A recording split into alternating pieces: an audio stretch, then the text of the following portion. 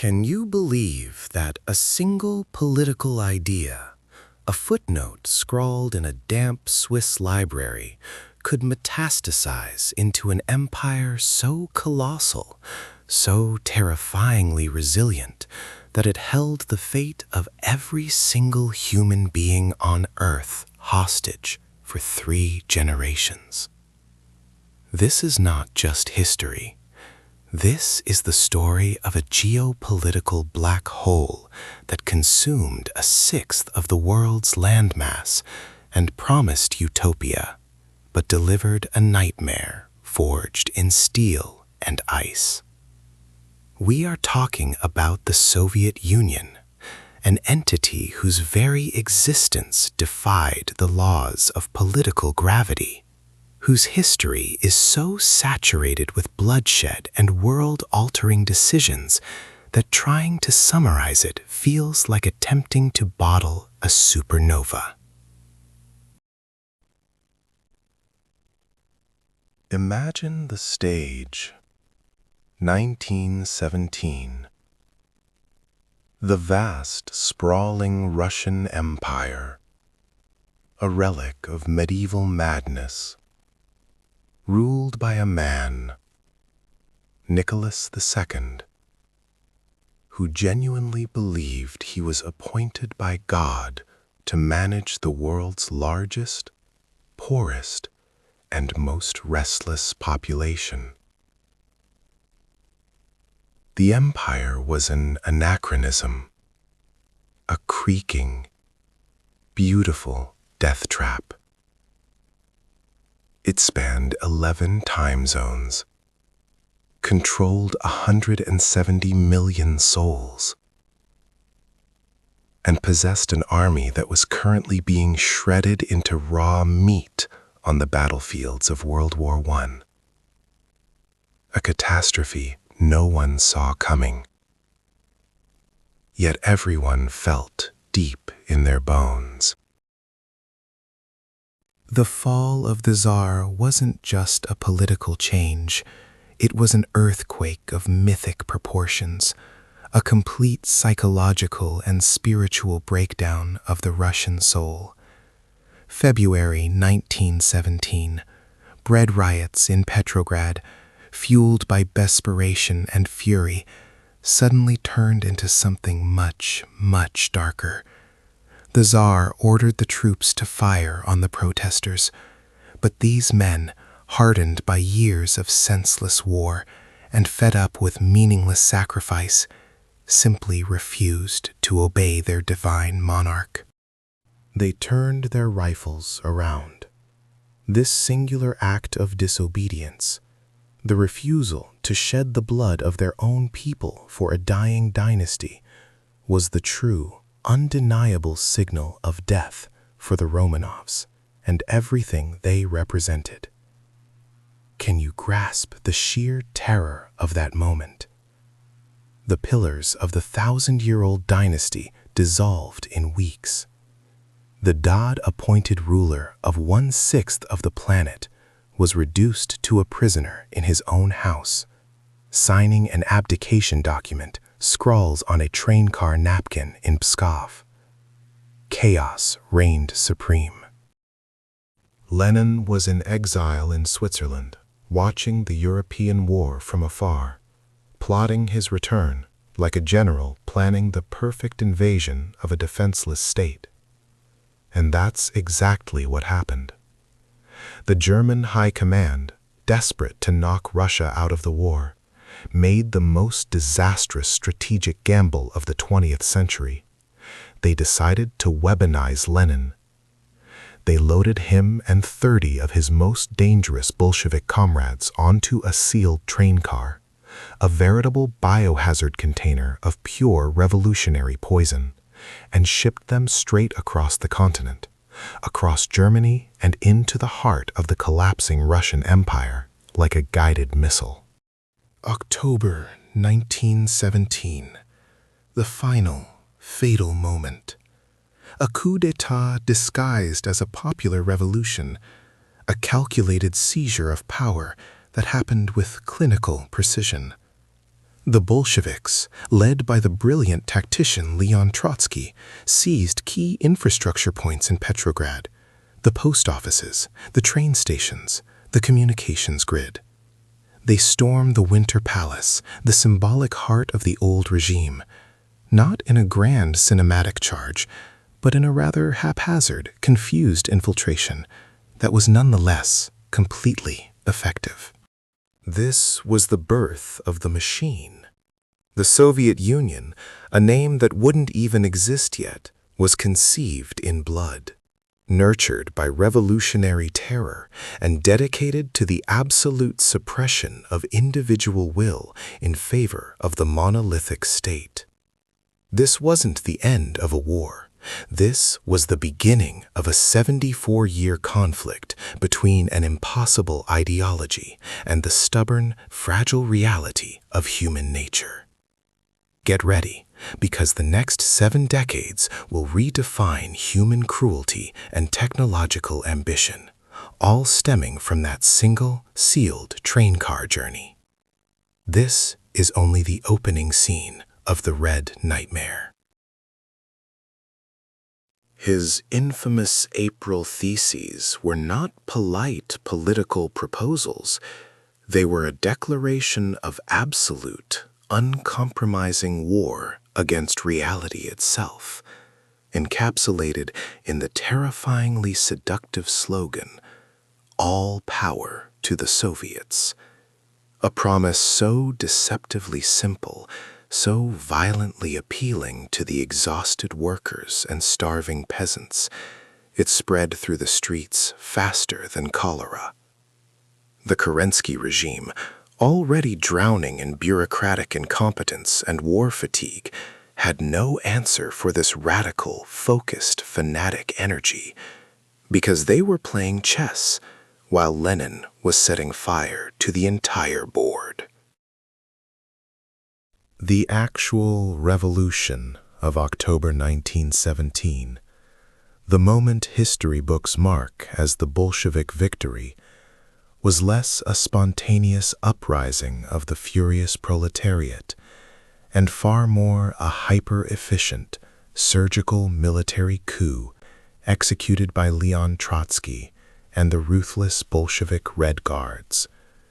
It was carried out mostly under the cloak of night, targeting key, undefended infrastructure, the central telephone exchange, the railway junctions, and the nearly empty, completely defenseless Winter Palace. The grand cinematic storming of the Winter Palace, that was largely a calculated myth, a theatrical performance invented later for mass consumption and history books. The real resistance was pathetic. The defenders were exhausted military cadets and a handful of the courageous Women's Battalion of Death, soldiers who fought fiercely but were hopelessly outnumbered and outgunned by Trotsky's organized terror machine. By the morning of October 26, 1917, the Bolsheviks had seized the physical nerve center of the largest country on earth, promising land, peace, and bread to a desperate populace that would believe anything. The reality that quickly followed was a 7-decade famine of freedom. The first decree issued by the new government was the closure of all opposition newspapers. The first official action of the Soviet state was censorship and silencing, marking the true beginning of the Red Nightmare. But seizing the few major cities was the easy part. Holding the colossal, fragmented, and violently resistant body of Russia required true, uncompromising, state-level brutality. This was the opening act of the Russian Civil War, 1918-1922, an apocalyptic, total conflict where the determined Bolshevik Reds fought the deeply fractured anti-Bolshevik whites, alongside dozens of splinter groups, anarchist armies, and foreign interventionists attempting to pull pieces from the dying giant. This wasn't merely a war over territory or resources. It was an ideological purge fought with unparalleled savagery across 11 time zones, where survival itself was a political act. While atrocities were committed by all sides, the Bolsheviks innovated terror as a systematic, centralized tool of governance and control, realizing they needed an enforcement arm that operated entirely outside the law, outside morality, outside even basic human compassion. Being a former noble, a successful factory owner, a priest, or even just a prosperous peasant, a kulak, instantly became a capital offense, a crime of existence. The infamous Red Terror began in earnest in September 1918, a state-sanctioned campaign of mass torture, hostage-taking, and execution, designed not just to eliminate opposition, but to instill absolute, paralyzing, generational fear into the populace. Estimates of victims during this initial savage purge run into the hundreds of thousands. They didn't just kill active opponents. They systematically executed potential opposition, eliminating entire social strata deemed ideologically inconvenient. Simultaneously, the Bolsheviks implemented war communism, a catastrophic economic policy designed to fuel the war effort by seizing every piece of grain and every factory output, nationalizing literally everything without any plan for distribution. The result was shockingly predictable: mass starvation. The peasants, who had been promised land, were now being robbed at gunpoint of their entire harvest, leading to massive, desperate uprisings that were crushed with unthinkable military violence, sometimes even involving the use of chemical weapons against rebelling villagers. By 1922, the fragmented whites were defeated, driven into exile, or summarily executed. The broken pieces of the former Russian Empire were violently stitched back together, not as sovereign nations, but as subsidiary republics under Moscow's unyielding, centralized control. The Russian Soviet Federative Socialist Republic, RSSRS, was forcibly merged with the Ukrainian SSR, the Belarusian SSR, and the Transcaucasian SSSR. On December 30th, 1922, the world witnessed the formal, bureaucratic birth of a geopolitical titan, an ideological fortress built entirely on the bones of its own people: the Union of Soviet Socialist Republics, the USSR. It was theoretically a paradise of workers and peasants, but in reality, it was a one-party, one-ideology state, where the party was the state, and any whisper of dissent was treated as high treason, punishable by immediate disappearance. But even as the economy stabilized slightly under the NEP, the shadows were lengthening. Lenin himself was fading, crippled by a series of devastating strokes, his mind slowly giving way to paralysis. The immense vacuum of power he was leaving behind was not going to be filled by a political consensus builder or a fiery orator like Trotsky, but by a man who had silently spent the Civil War mastering the cold, terrifying machinery of the party bureaucracy itself. The ultimate bureaucratic predator was waiting in the wings, hidden in plain sight. He sacrificed territory and pride because he understood that the true fight wasn't against Kaiser Wilhelm.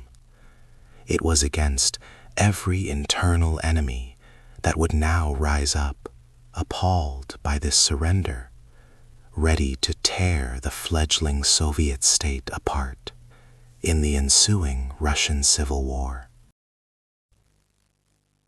This conflict, raging from 1918 to 1921, was no conventional military engagement. It was an ideological purge, a brutal, merciless baptism of fire that shaped the entire DNA of the future USSR, pitting the Red Guard against the desperate, motley armies known collectively as the Whites. The Whites were a fractured coalition of Tsarist officers, disillusioned liberals, Cossacks, and the remaining anti-Bolshevik socialists, united only by their burning hatred for Lenin's tyrannical experiment.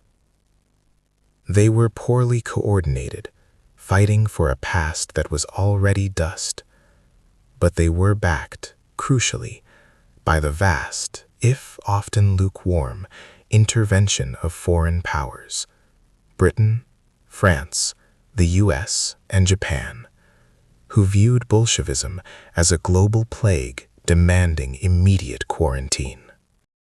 Lenin's greatest weapon was not the newly formed Red Army, led by the fanatical intellectual Leon Trotsky, who built the force on iron discipline and the constant threat of execution for cowardice.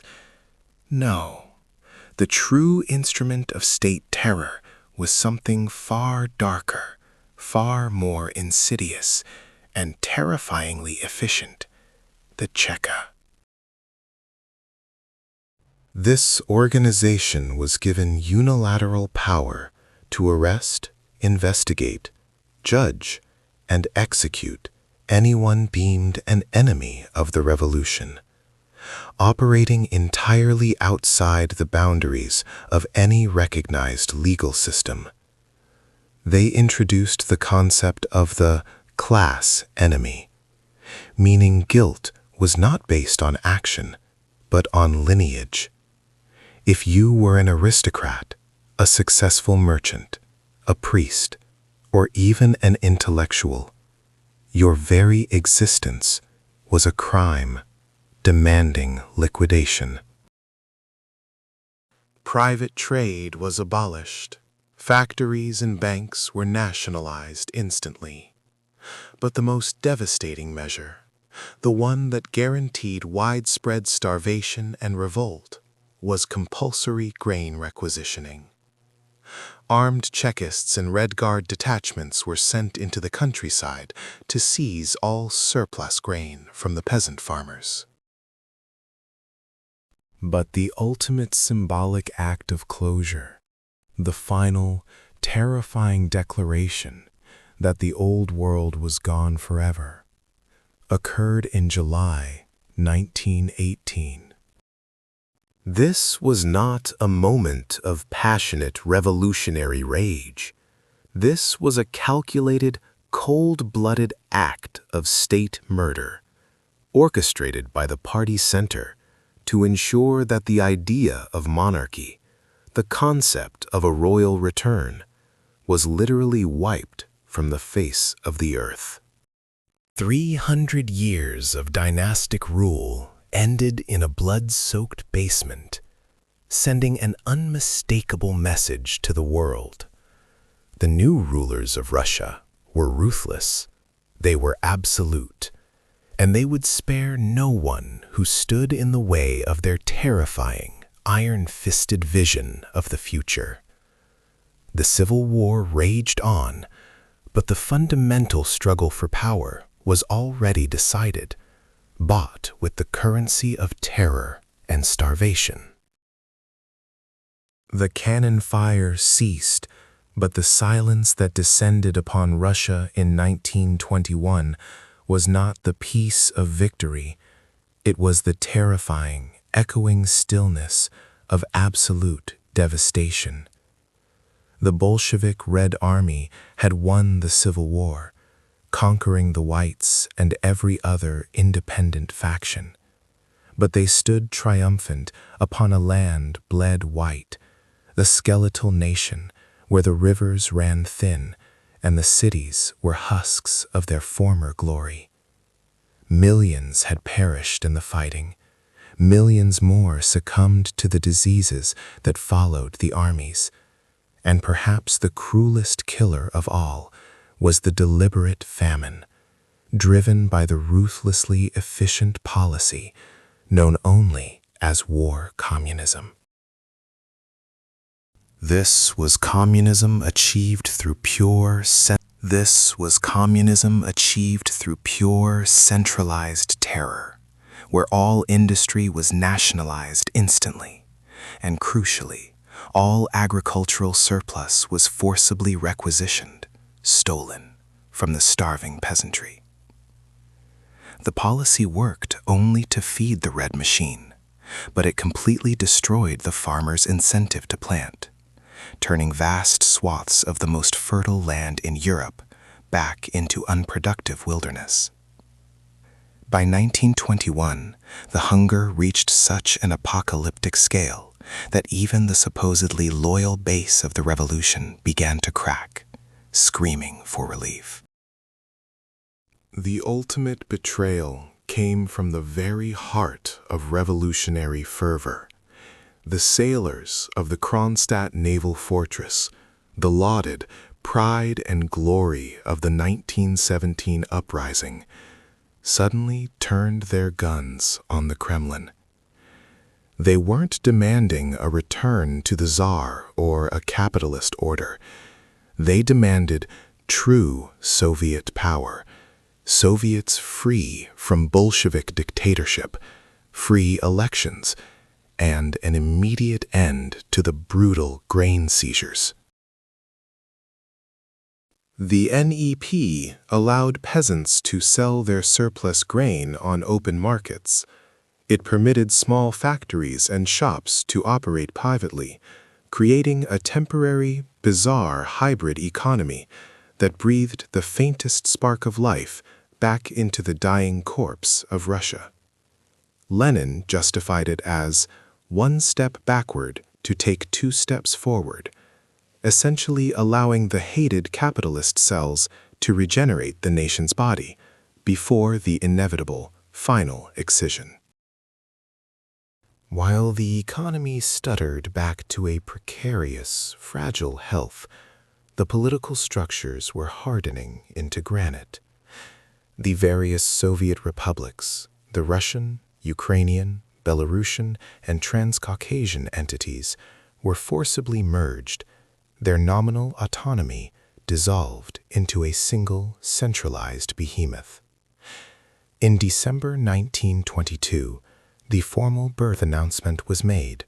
The Union of Soviet Socialist Republics, USSR, had been created, a name that would soon carry the weight of global fear and historical destiny.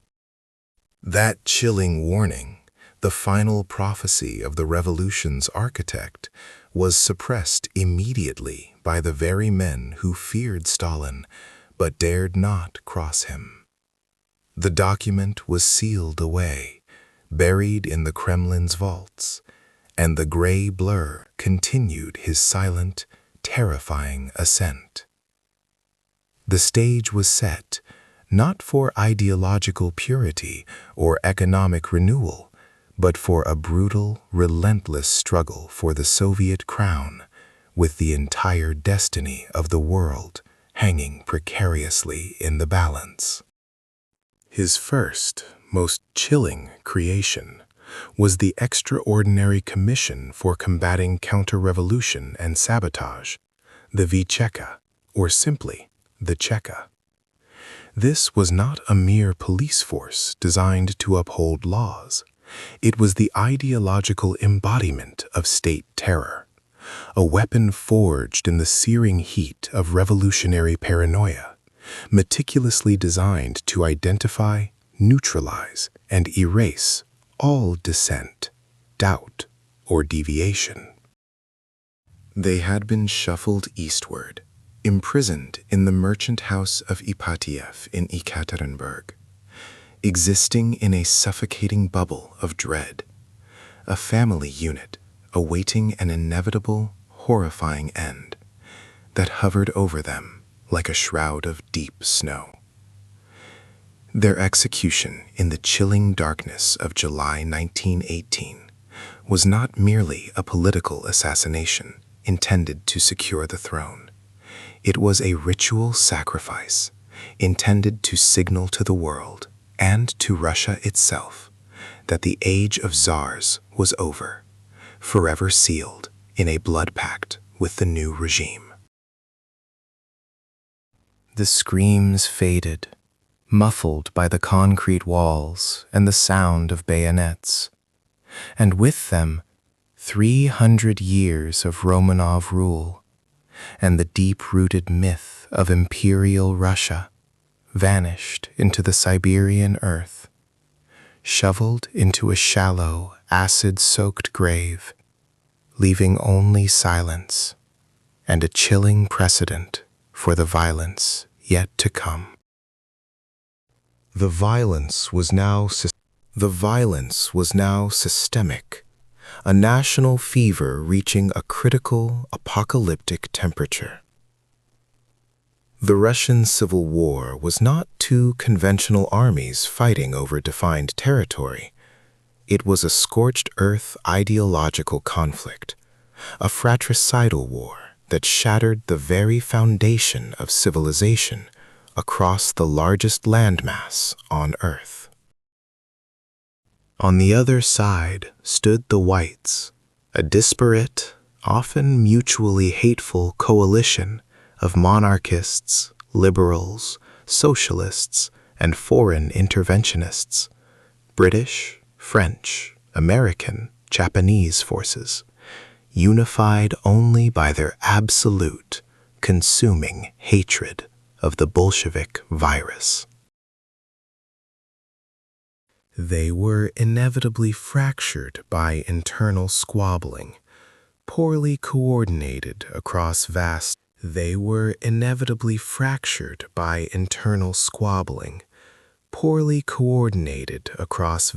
distances, and fatally hampered by their crippling inability to offer the peasant masses a coherent, compelling alternative to Lenin's seductive promise of land redistribution. The white armies were often seen by the people as merely the old oppressors returning, bringing back the landlords and the Tsar's heavy whip. This wasn't merely a war fought with rifles and cannon. It was a 5-year hurricane of famine, disease, and industrial collapse, a catastrophe so complete that it killed millions more people through starvation and typhus than the entire First World War had managed on the Eastern Front. Every inch of ground was contested with a savagery that beggared description. Massacres, anti-Jewish pogroms fueled by white armies, and summary executions became the daily, horrifying currency of life under the shifting battle lines. To survive this all-consuming struggle and to feed the Red Army and keep the fragile war machine grinding, Lenin instituted war communism, an economic policy that was less a plan for socialist construction and more a desperate, dictatorial seizure of everything of value that moved or grew. The inevitable result was predictable.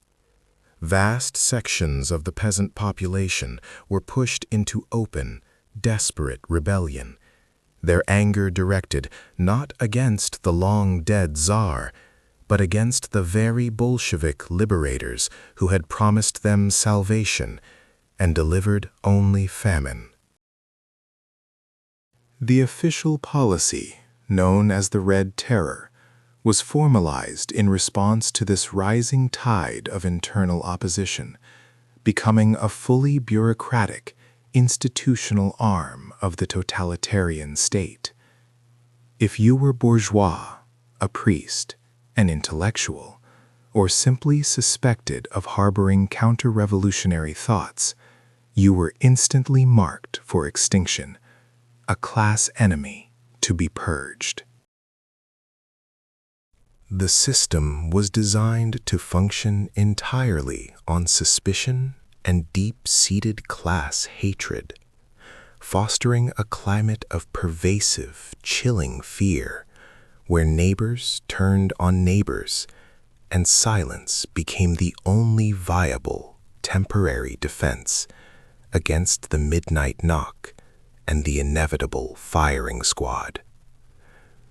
The scale of the summary executions was staggering, designed not just to eliminate active opponents, but to utterly paralyze the entire population into total, unthinking submission through sheer existential dread. By 1921, the last major white armies were crushed, scattered, or evacuated across the Black Sea, their cause dying of internal rot and external exhaustion. But the Bolshevik victory tasted like ash and iron filings. The economy was utterly ruined, the industrial heartland silent, and the nation was completely exhausted, bled dry by the relentless ideological war. The most dangerous opposition did not come from the defeated generals. It came from the revolutionary heartland itself, the staunch, disciplined sailors of the Kronstadt naval base, the very men who had been the muscle and vanguard of the October Revolution. They demanded an immediate end to war communism, freedom of speech, and genuine Soviets without the stifling, brutal dictatorship of the Bolshevik Party. Their open rebellion felt catastrophic to Lenin, an infection appearing in the very core of the revolutionary body politic. Trotsky was immediately dispatched to crush this fundamental betrayal with extreme, unforgiving prejudice. The massive assault on the frozen fortress of Kronstadt was brutal. Brother turning rifle on brother across the treacherous ice of the Gulf of Finland. A massacre that proved definitively that the Bolsheviks would tolerate absolutely no dissent, not even from their most loyal, revolutionary supporters. The new economic policy was never meant to last. It was a tactical, desperate concession, a poisoned bait thrown to a starving populace by the Bolshevik leadership, who understood one terrifying truth. You cannot build a global empire on a mountain of corpses and empty grain sacks. They needed the farmers to trust them, if only for a moment, to produce the fuel for the coming, infinitely more devastating machine. The brief, brutal interregnum known as war communism had decimated industry and agriculture alike, proving that ideology alone cannot feed an army or run a railroad. So Lenin permitted the small, sickening return of private trade, allowing small shops and businesses to bloom like brief, synthetic flowers in the scorched earth of revolutionary Russia, promising stability while the party quietly sharpened its tools for the real task ahead. This temporary economic thaw was merely the preparatory phase for the ideological hardening. While the peasants were busy selling their meager surpluses, believing perhaps that the nightmare was ending, the true architects of terror were busy building the cage. December 1922. The official birth, the terrifying formalization of the Russian Empire's successor, the Union of Soviet Socialist Republics, a name carefully chosen to erase national identity and embrace universal revolutionary ambition. This was not merely a new country. It was a transnational ideology, wrapped in the cloak of statehood, designed by its very DNA to expand until it consumed the world map entirely. It was a fusion of four foundational republics: the Russian, Transcaucasian, Ukrainian, and Belarusian Soviet Socialist republics, bound not by culture or consent, but by the iron grip of the centralized party structure headquartered in Moscow. He didn't seek the fame that Trotsky courted. He sought lists, personnel files, appointments, and a quiet, terrible power to decide who lived, who was promoted, and who was utterly erased from the party structure. He was the administrator of darkness, turning bureaucracy itself into a weapon far more potent than any oratorical flourish. The NEP was still technically running, providing a thin veneer of economic sanity. But the game had shifted irrevocably from economics to internal, ruthless execution. Stalin understood that to secure absolute power, he didn't need to win a debate on Marxist theory. He needed to eliminate the possibility of opposition itself, systematically destroying the reputations and careers of his rivals. The Soviet Union was now a runaway train, powered by a fuel source that horrified the world: human suffering, extracted and refined with terrifying efficiency. The monumental 5-year plan was not merely an economic directive, it was a military campaign waged against time, geography, and reality itself. The goal was simple, yet demanded apocalyptic sacrifice: to transform a backward agrarian state, clinging desperately to the 19th century, into an industrial superpower capable of fighting the mechanized demons of the 20th. To fund this hyperspeed industrialization, to buy the thousands of tractors and stamping machines needed for Magnitogorsk and Kuznetsk, Stalin needed capital. And in the Soviet system, the only available capital was grain, wrenched from the hands of the very people who grew it. This meant the immediate, brutal implementation of forced collectivization, a political program that quickly morphed into a war of annihilation against the Russian and Ukrainian peasantry. The primary resistance came from the kulaks, the slightly wealthier, independent farmers who dared to believe the land was theirs and who possessed the seed grain the state desperately coveted. Stalin saw them not as citizens, but as infectious agents of capitalism, a class enemy that must be surgically removed from the body politic. Armed detachments of party activists, backed by the ruthless iron fist of the OGPU secret police, descended upon the countryside like a biblical plague.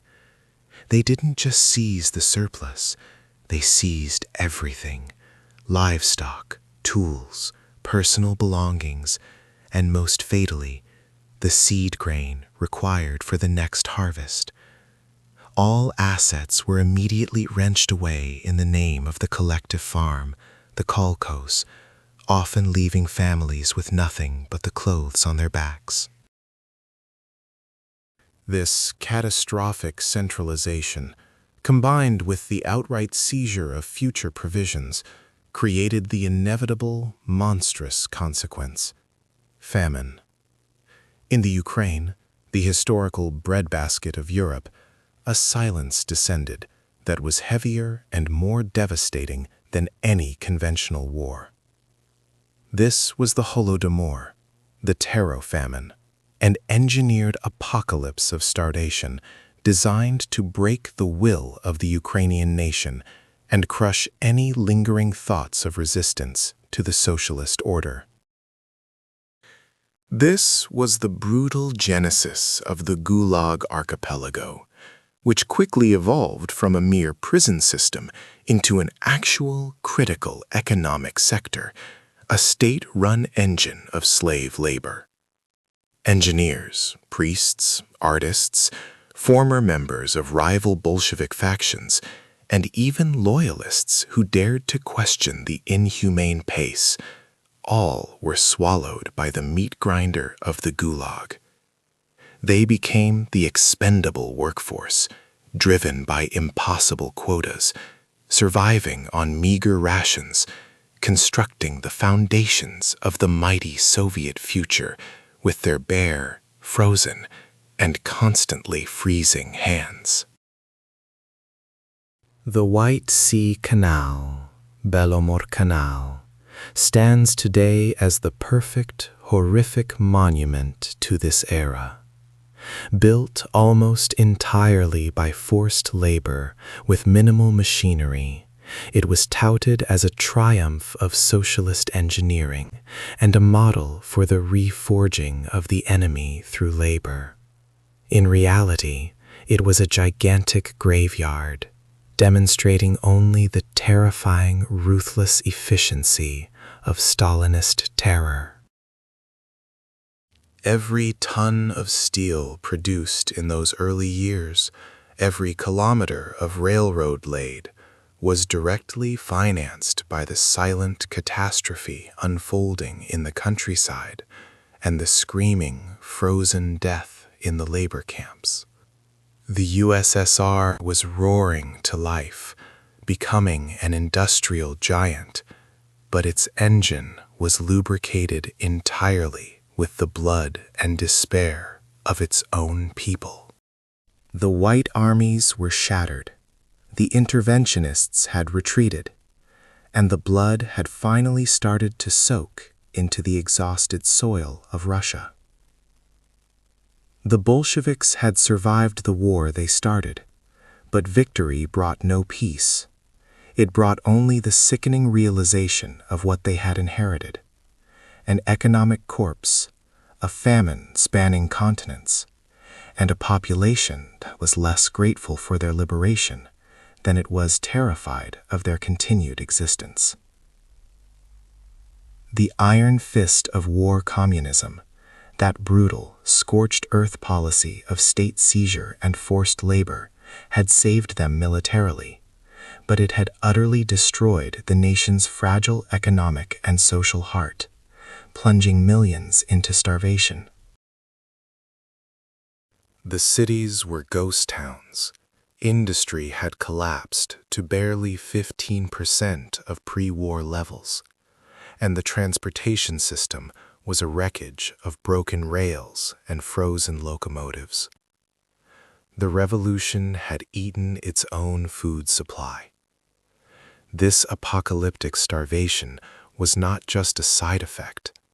It was the direct, inevitable result of trying to abolish basic human economics overnight, and replacing supply chains with armed requisition squads. The state was victorious, but the state was bankrupt, and the people were dying in the millions. They weren't demanding the return of the Tsar or the landlords. They were demanding the fulfillment of the revolution's forgotten promise: Soviets without Bolshevik tyranny, free elections, and an end to the brutal, enforced grain requisitions that were starving their peasant families. This was not counter-revolution from the right. This was a fatal ideological wound inflicted by the revolution's own core. The message sent back from the Kremlin was simple, delivered across the frozen Gulf of Finland by machine gun fire: absolute annihilation. Under the command of Trotsky and the formidable young General Tukhachevsky, the Red Army launched a massive, brutal frontal assault across the treacherous ice, wading through blizzards and the bodies of their own comrades. The resistance was ferocious, fueled by revolutionary anger and despair. But it was doomed against the ruthless professionalism of the Cheka and the Red Army. The crushing of the Kronstadt Rebellion in March 1921 was not just a military operation. It was the symbolic execution of the revolution's last shard of ideological innocence. It proved, definitively, that the party's rule was non-negotiable, and that any plea for true worker democracy would earn a bullet to the back of the head, not a debate within a Soviet council. Once the ice thawed, the remaining rebels were summarily executed or packed off to the concentration camps that were already beginning to metastasize across the northern wilderness. Suddenly, the dead cities stirred with bizarre, frantic life. The NEP unleashed a strange, vibrant, almost decadent capitalism that blossomed beneath the watchful, murderous eye of the Cheka.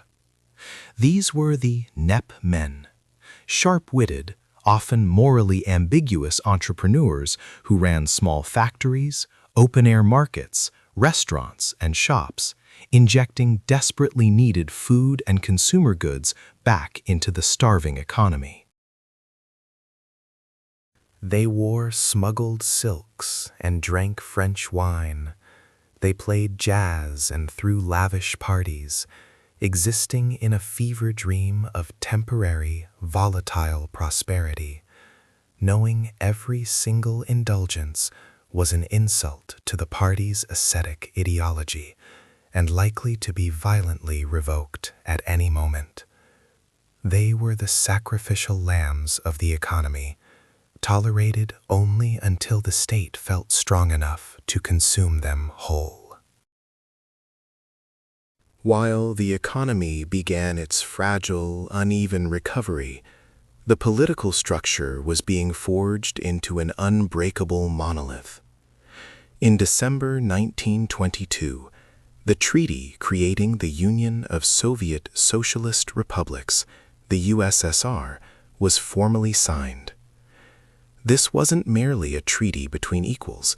It was the final structural burial of the old Russian Empire, its various republics and territories repackaged and rebranded under the banner of international communism and, more crucially, under the absolute centralized command of Moscow. It codified the absolute power of the Communist Party over every federated entity, ensuring that the fate of every region, from Ukraine to the Caucasus, was immutably tied to the Kremlin's absolute military will. The empire was dead. Long live the Union. The General Secretary did not command armies or write great theoretical tracts. He did something infinitely more terrifying. He controlled appointments, transfers, and promotions. He decided which minor party functionary held power in which distant province, who lived in comfortable apartments in Moscow, who was exiled to the frozen periphery, and who held the crucial power to sign arrest warrants.